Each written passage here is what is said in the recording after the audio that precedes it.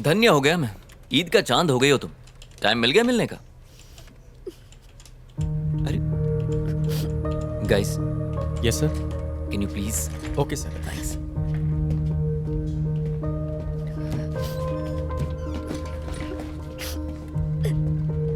रचना, hey, क्या हुआ तुम रो क्यों रही हो? सब ठीक हो जाएगा।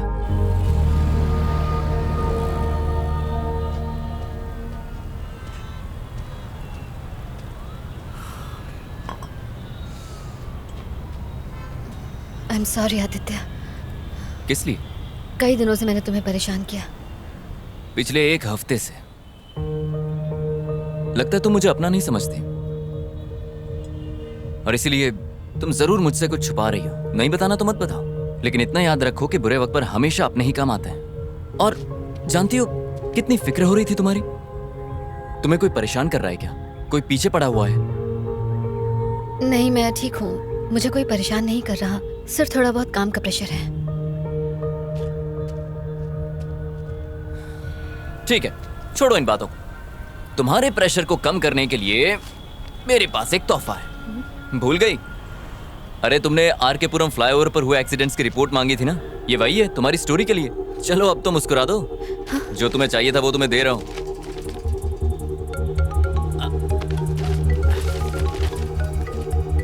अरे यार, ये प्रीमा जी मुझे जब देखो काम चिपकाती रहती। मुझे जाना होगा। Sorry, you take care. Okay? हाँ प्रीमा जी, सिग्नल पे ही हूँ, आ रहा हूँ।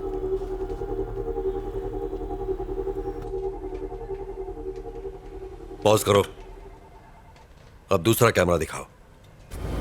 तुम्हारे सामने लड़ाई होती रही, तुम्हारे ही सामने गोली चली और वो मर गए। सिर्फ 2 दिन में 3 लोग मारे गए, वो भी पुलिस वालों के सामने। कल ही मैंने तुम्हें वार्निंग दी थी ना कि सीनियर के ऑर्डर्स फॉलो होंगे, फिर भी तुमने मेरी बात नहीं मानी। आई एम सॉरी सर, कुछ तो गड़बड़ है। कोई तो ऐसी शक्ति है जो ये सब करवा रही है। स्टॉप इट नायक। जो 3 लोग मरे उनमें बस 2 ही कनेक्शंस हैं। पहले हो तुम, दूसरी तुम्हारी फ्रेंड रचना। तुम लोग वहां क्या कर रहे थे? खड़े खड़े तमाशा देख रहे थे। अब तुम तीनों पर इंक्वायरी कमीशन बैठेगा, समझे? किसी की गलती नहीं है सर, सारी जिम्मेदारी मैं लेता हूं। सर। जाओ। Yes sir.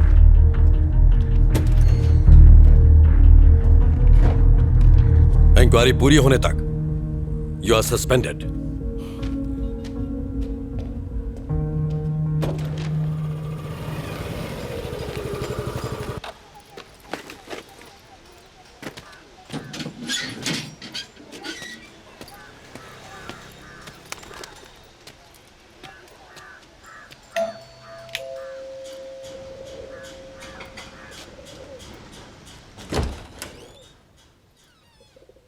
रितेश, हाँ।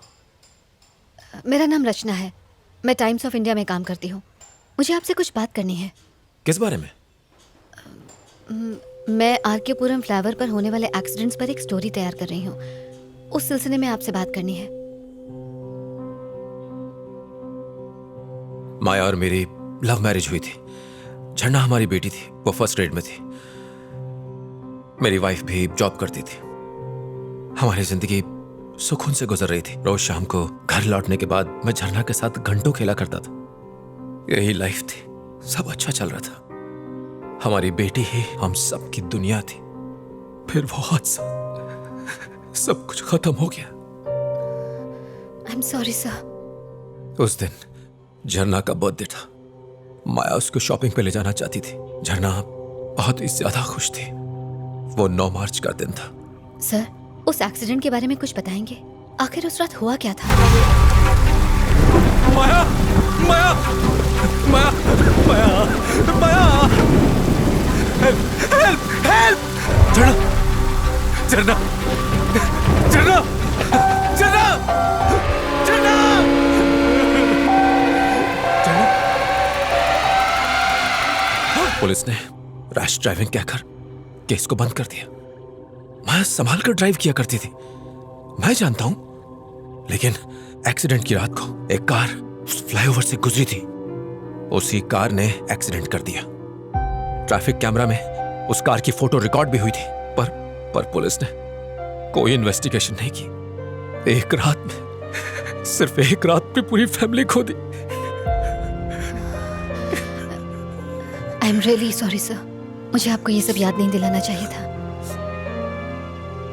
कोई बात नहीं, इसमें आपकी कोई गलती नहीं।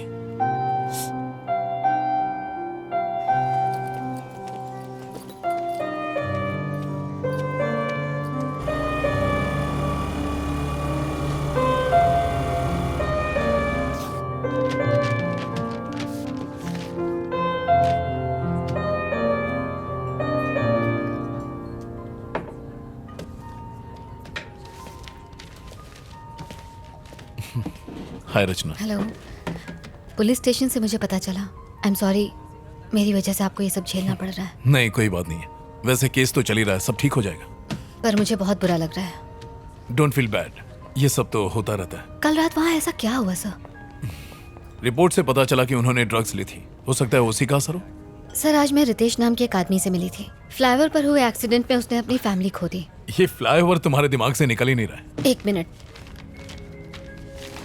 ये देखिए सर, रितेश की वाइफ और उसकी डॉटर रोड एक्सीडेंट में मारे गए थे सर। वो यहाँ अकेला रहता है सर। उसकी बातों में कुछ बहुत ही अजीब था सर। आपको इन्वेस्टिगेशन करनी चाहिए। रचना बस अब बहुत हो गया, इस केस में ऐसा कुछ भी नहीं है जो तुम कहना चाहती हो। सर, ये मौतें आपस में जुड़ी हैं, आप भी जानते हैं। सुंदर की मौत, वकील की मौत और उन दोनों बाइक वालों की मौत में शक की सुई सिर्फ और सिर्फ तुम पर जा रही है, पता है? मैं इसमें शामिल नहीं हूँ सर। ये मैं जानता हूँ, पर बाकी तो नहीं जानते ना। तुम फंस जाओगी, सालों तक पुलिस स्टेशन और कोर्ट के चक्कर काटोगी, फाइनली वो तुम्हें ही कातिल ठहराएंगे। सर, उस फ्लाईओवर पर जो भी यू टर्न ले रहा है वही मर रहा है, और आप कह रहे हैं कि मुझे चुप रहना चाहिए? रचना, मैंने बहुत सी मौतें देखी, बाद में कुछ नहीं होता, और तुम्हें भी यही मानकर चलना चाहिए।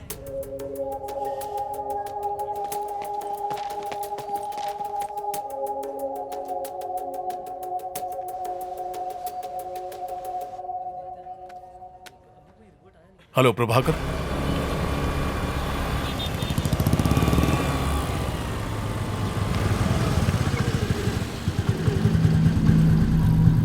कुछ सवालों के जवाब तुम्हारे लिए जानलेवा हो सकते हैं। अब मैंने ये केस छोड़ दिया है, तुम्हारी मदद नहीं कर पाऊंगा।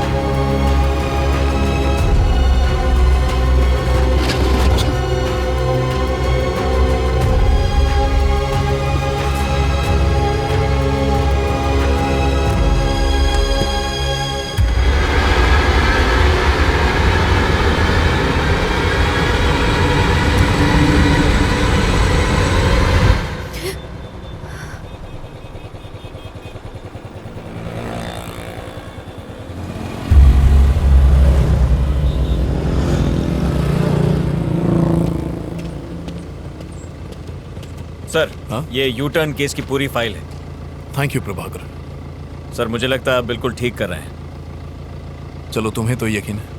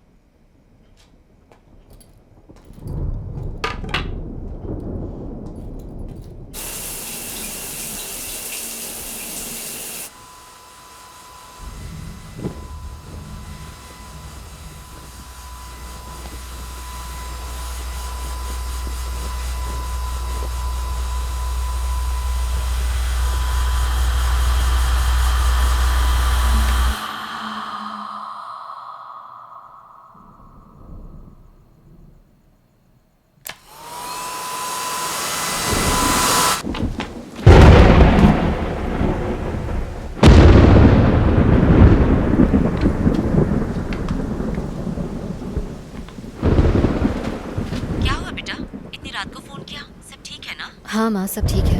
शादी के लिए लड़का मिला या अभी तक ढूंढ ही रही है? फिर से ड्रामा शुरू मत करो माँ। खाना खाया? बस अब तेरी बारात में ही जी भर के खाऊंगी। पापा कैसे हैं?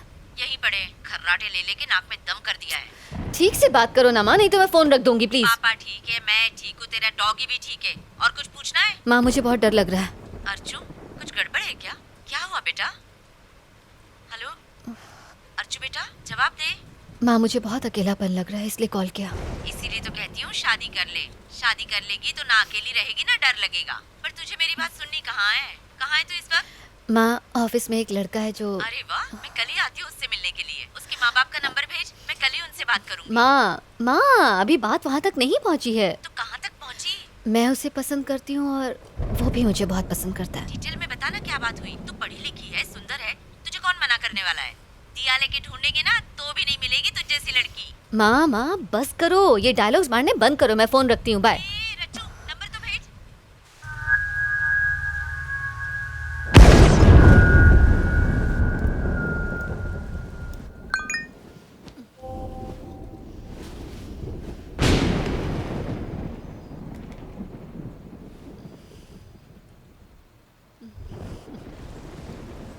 I love